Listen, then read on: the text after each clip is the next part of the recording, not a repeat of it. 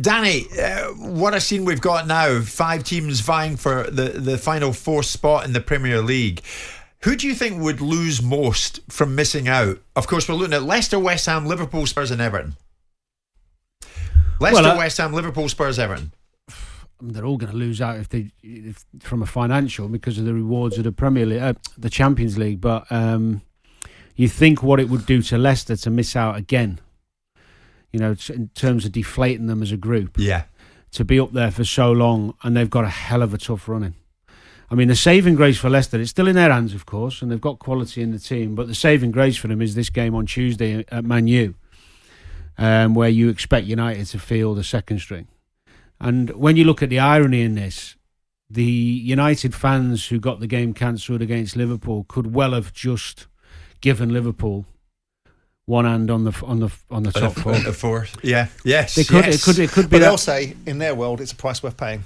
They'll say that, the Man United fans, in the great cause of ridding the world of the Glazers, they'll say it's necessary evil to serve a greater good. But they'll still have the Glazers beginning of next season. Liverpool could be in the Champions League. And the season after, I suspect. But it's a fascinating one, because although Liverpool have got, on paper, an easy running, they've shown time and time again they've struggled to put teams away. Even the game at the weekend where Alisson made some terrific saves. They don't look convincing. None of them look convincing. But also for Leicester, you've got 2 games where other sides might have bigger fish to fry.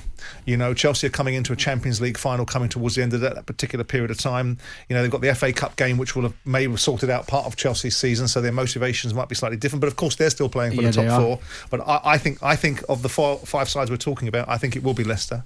I think Brendan Rodgers will bite down on the gum shield, to use a boxing analogy, and get them across the line one way or t'other. And I think the bigger games they've got are probably better than the challenges that West Ham might have against the Brighton, West Broms and Southamptons of the world. Certainly West Brom can play with freedom, and Southampton and Brighton are not quite out of the mix, so they've got a little bit more to play for. I think this week could decide it. If Leicester and Liverpool games at Man United, once they've played, I think we'll know a lot more. Yeah, of course, West Ham lose to Everton yesterday. Is that it for them, do you think? Is it over? Can they forget it? They've got the 3, Brighton, West Brom and Southampton.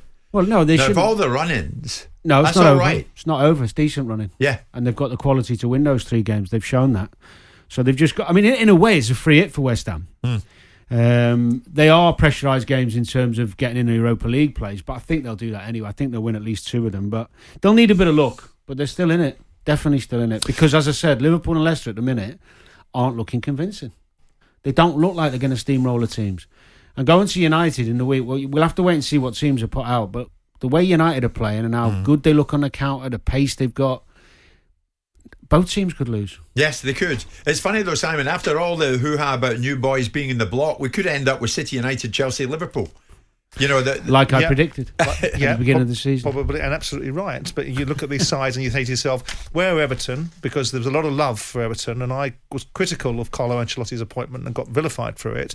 But Everton are still not where you would anticipate for the investment that's been put there and the style of manager that they brought in. The home form's been horrendous. Well, this thing about home form is a misnomer, because everyone's no fans. There's no fans. No, but if you're looking, I get that, and the reasons. Forget the reasons, but on paper, away form they've been good. Yeah. Home they've been awful. Yeah. And in a way, Ancelotti's fortunate, I think, that the fans haven't been there.